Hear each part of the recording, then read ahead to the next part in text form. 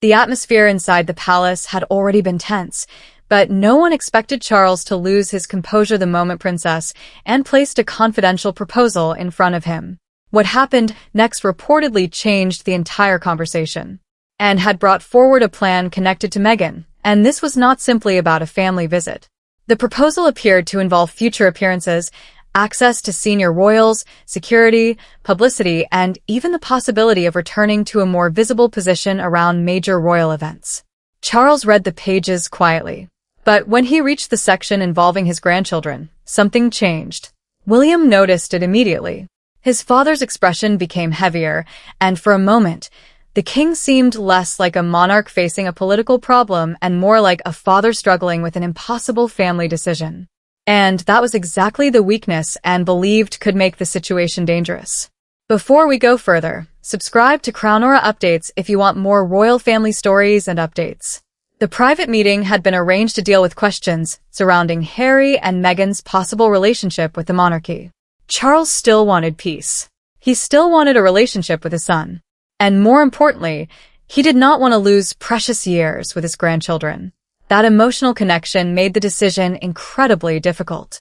And, however, was looking at the situation from a completely different angle. She believed the proposal crossed a line. According to the account presented in this story, Meghan's plan appeared to create a path toward greater royal visibility without necessarily accepting all the responsibilities normally connected with being a working royal. That distinction mattered. A working royal does not simply attend events. They represent the crown, carry official duties, follow palace structures, and accept public accountability. And believe those rules could not simply disappear because the issue involved family. She placed the document on the table and began explaining the parts that concerned her most. Charles listened without interrupting. Then he reached the section involving Harry and the children. His hand slowed. William saw the change. He understood that this was no longer just about royal policy. It was about Charles's deepest emotional concern. His family. The king had survived years of criticism, scandals, and public pressure. But the possibility of becoming even more distant from his grandchildren was something he found much harder to accept. And understood that. But she also believed emotion could lead to decisions that might create problems for the monarchy long after the family argument had ended. She pointed to one particular part of the proposal. It appeared to connect private family access with a wider return to important royal occasions. That immediately made William uncomfortable. He had not yet given his opinion, but his expression suggested that he was already thinking about the consequences. Because William knew something Charles was struggling to accept. A private family reunion and a public royal role were two completely different things. You could forgive someone privately without automatically restoring their official position. That was the line William believed had to remain clear. Charles, however, was struggling with the other side of the argument. If he rejected the proposal completely, would Harry move even further away? Would the children become even harder to see? And would another door between father and son close forever? Those questions were weighing heavily on him, and refused to allow that fear to make the decision. She reminded Charles that the monarchy could not operate by emotion alone. The king removed his glasses and placed them beside the document. For several seconds, he said nothing. The silence inside the room became more powerful than any argument. William watched his father carefully. He knew Charles was hurting, but he also believed the decision could not be made simply because saying no would be painful. Then William finally spoke. He explained that reconciliation should not depend on giving Meghan a semi-official place around the monarchy. Private family contact was one thing, royal authority was another. If those two things became mixed together, the palace could find itself dealing with a much larger problem later. William's concern was simple. He did not want two different versions of royal life operating at the same time. One centered inside the palace, the other operating independently, while still benefiting from royal visibility. That could confuse the public and create endless questions about who actually represented the crown. William eventually looked toward his father and delivered a quiet warning. This decision, he suggested, could not be made simply because everyone felt guilty. The words hit Charles hard, and then revealed why she had become so concerned. She believed the larger proposal was not the first sign of this strategy. There had been an earlier request. At the time, it had seemed small, almost harmless. But Anne had remembered it. Months earlier, communication between the Sussex household and palace representatives had reportedly focused on possible family contact, private meetings, and attendance at future occasions. Charles saw those conversations as an opportunity. He believed a small opening might eventually reduce the bitterness between Harry and the rest of the family, and was more cautious. She noticed that the language slowly appeared to move beyond simple family contact. The discussions began touching on ceremonial appearances, media arrangements, positioning beside senior royals, and how Meghan might appear at important events. That changed everything for Anne. A ceremonial appearance is not just a family photograph. Inside the monarchy, where someone stands, when they appear, and how they are presented can carry meaning. And believed those details mattered. Then came the request that stayed in her mind. According to the account, Meghan wanted a clearly defined place beside senior members of the family at a future Windsor gathering, while also wanting some separation from normal palace communication controls. And reportedly read the request more than once. She marked the important lines and kept the correspondence. Charles did not initially agree with her interpretation. He believed flexibility might be necessary if the family was ever going to repair its relationship, and disagreed. Her fear was that one exception could become another, and then another. Eventually, the exception could become the new expectation. That was the danger she wanted Charles to see. She later made sure William understood the issue as well, because William would eventually inherit the responsibility of managing the monarchy. He needed to understand where private family healing ended and public royal responsibility began. Then the larger proposal arrived, and placed the earlier request beside the new document. Suddenly, the connection was obvious to her. What once looked like an isolated request now appeared, from her perspective, to be part of a larger pattern. And that was when the confrontation became unavoidable. And did not shout. She did not need to. Her calmness made her argument even stronger. She told Charles that the problem was not simply Meghan wanting to attend family events. The problem was whether someone could regain the visibility and advantages of royal life while remaining outside the normal structure of royal responsibility. Charles tried to defend the possibility of compromise. But every argument brought the conversation back to Harry, his son, and his grandchildren. Charles finally admitted the part he had been struggling to say. Rejecting the proposal could push Harry even farther away. That fear was real. Anne knew it. William knew it. But Anne still refused to back down. She believed guilt could turn a temporary family decision into a permanent institutional problem. William then gave his father his own position. He could support private reconciliation. He could accept family contact. But he did not believe that reconciliation should automatically create a path back into official royal duties. That was the difference. William was not saying the family door should be closed. He was saying the royal door could not simply be opened because the family was hurting. Charles listened carefully. Then, and asked a much harder question. Was Charles really prepared to refuse the proposal if he knew that doing so might mean seeing Harry and the children even less? The king looked down. His fingers moved toward his face. He pushed his chair back slightly and turned away from the table. For a few moments, there was complete silence. The emotional pressure inside the room had become impossible to ignore. William finally understood just how difficult this was for his father. Charles was not afraid of another headline. He was not afraid of another public argument. He was afraid of losing more time with his family. And that made the decision much more painful. William then explained another concern. Information reaching him through palace channels suggested that meaningful reconciliation might also involve visible recognition of Meghan's position within the wider family. That raised a bigger question. Would public recognition eventually become the first step toward renewed influence? And believed it could. She told Charles that the real issue was no longer whether Meghan returned to Britain. The real issue was whether she could regain royal visibility without accepting the same accountability expected from working members of the monarchy. That, and argued, could create a position with the benefits of royal life, but without the restrictions. Charles slowly looked back at the proposal. His anger was fading. What remained was exhaustion. Then he turned toward William, and he asked the question that changed the entire meeting. If the decision were yours, what would you do? William understood what his father was really asking. This was not simply about Meghan. It was about the future of the monarchy. Would William choose family peace at any cost? Or would he accept one painful refusal now to prevent years of uncertainty later? He took his time. Then he gave his answer. William said the monarch could control private family invitations and decide who attended major royal occasions. But working royal status was different. That required clear duties. It required public responsibility. And it required accountability. In simple terms, being a family member was not the same as officially representing the crown. William believed those two worlds could not be mixed whenever emotions became difficult. Charles listened. His son's words clearly unsettled him. But William continued. He understood his father's pain. He missed the brother he once trusted. He did not want reconciliation to become punishment. But he also refused to believe that royal visibility should become the price of family healing. To William, peace created through official status would not necessarily be real peace.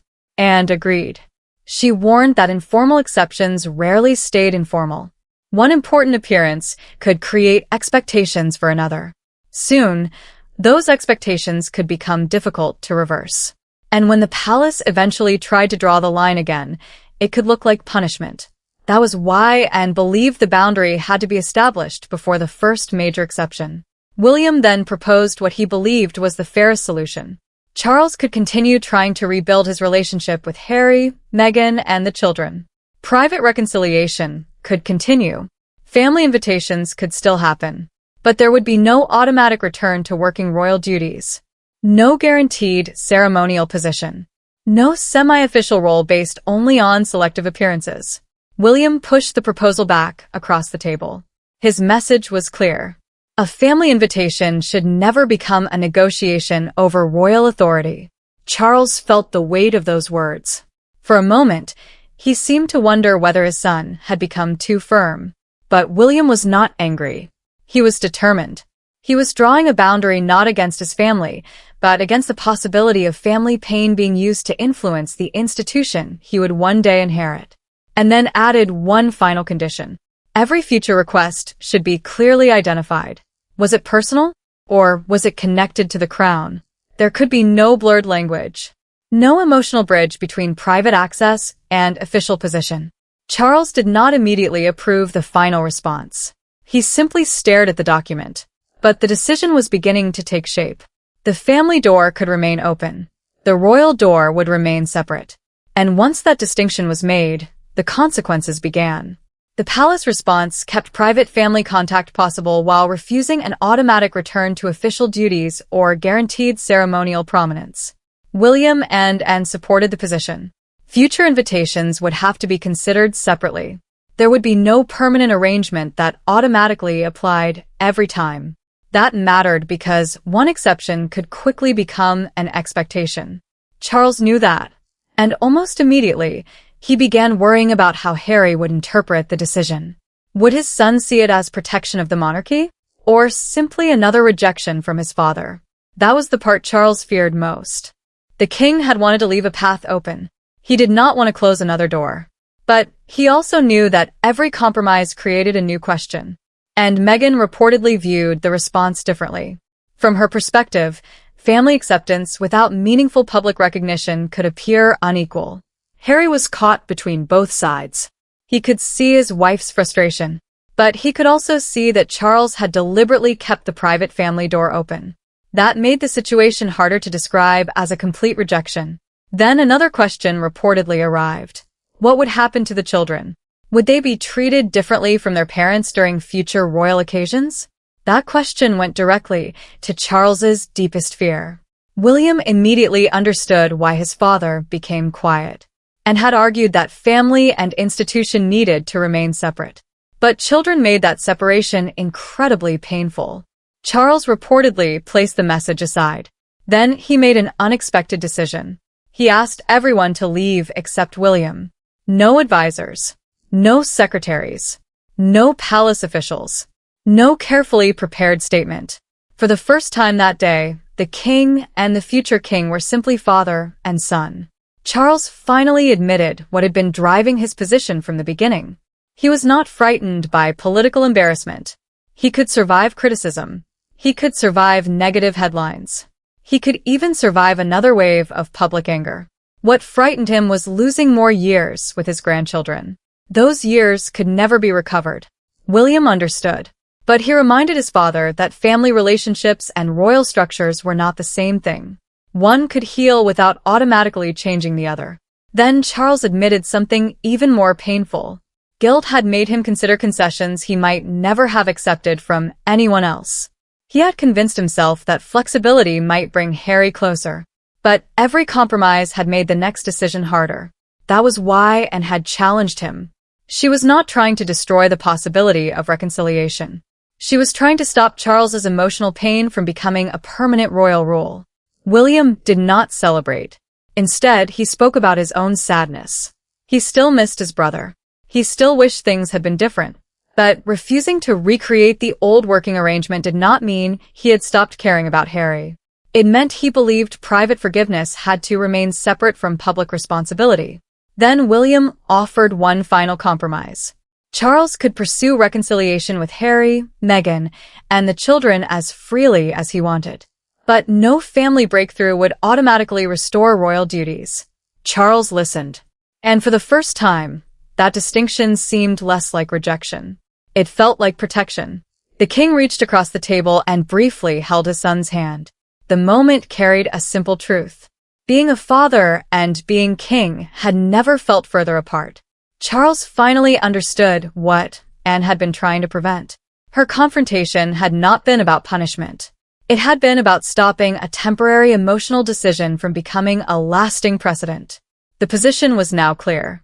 Private reconciliation could remain possible, but there would be no automatic restoration of formal royal duties, privileged ceremonial status, or independent royal authority. William accepted the decision because the boundary could survive beyond one emotional moment, and saw something important too. Compassion and discipline did not have to destroy each other. The king could still love his son. He could still hope to know his grandchildren. He could still leave room for Meghan within the private boundaries of family life. But none of that required him to surrender the rules of the monarchy. That realization finally pulled Charles away from the emotional edge. The sadness remained. The family wounds remained. Nothing was magically repaired. But fear was no longer making the decision for him. Later, Anne reportedly spoke privately with her brother. She explained that confronting him had been painful because she understood how badly he wanted his family together again. Charles now saw her actions differently. What had felt like resistance was, in his eyes, an attempt to protect him from making a decision he might regret for years. William understood the lesson as well. One day, the responsibility of protecting the monarchy would fall completely on him. And moments like this showed what that responsibility could demand. Sometimes protecting a relationship means refusing to let that relationship become a source of influence over an institution. Charles eventually signed the final response. He paused over the document. Then he put the pen down. He looked toward Anne and William. The family door, he made clear, would remain open. But the constitutional boundary would remain where it was. And that was the real outcome of the confrontation. And had forced the question. William had defended the future. And Charles had finally learned that reconciliation did not require surrender. The deepest part of the story was never really about a single document. It was about a father caught between love and responsibility, a son trying to protect the future, and a sister willing to say what everyone else was afraid to say. For Charles, the painful truth was simple. He could not repair every family wound by changing the rules of the monarchy. And perhaps he did not need to.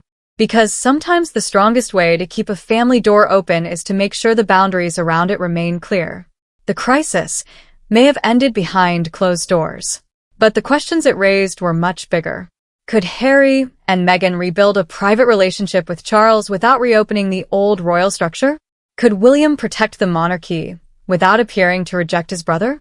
And could Charles finally separate the role of father from the role of king? Those questions were left hanging. And perhaps that is what made the confrontation so powerful, because the final decision did not erase the family conflict. It simply changed the rules around it. Charles could still be a father, William could still be a brother, and could still be the voice of caution. And the monarchy could continue without allowing personal pain to determine its future. That was the line Charles finally accepted. Family could remain family, but royal responsibility had to remain royal responsibility. And once that line was drawn, there was no easy way back. Thanks for watching Crown Aura Updates. If you enjoyed this royal family story, make sure to like, subscribe, and stay with us for the next update.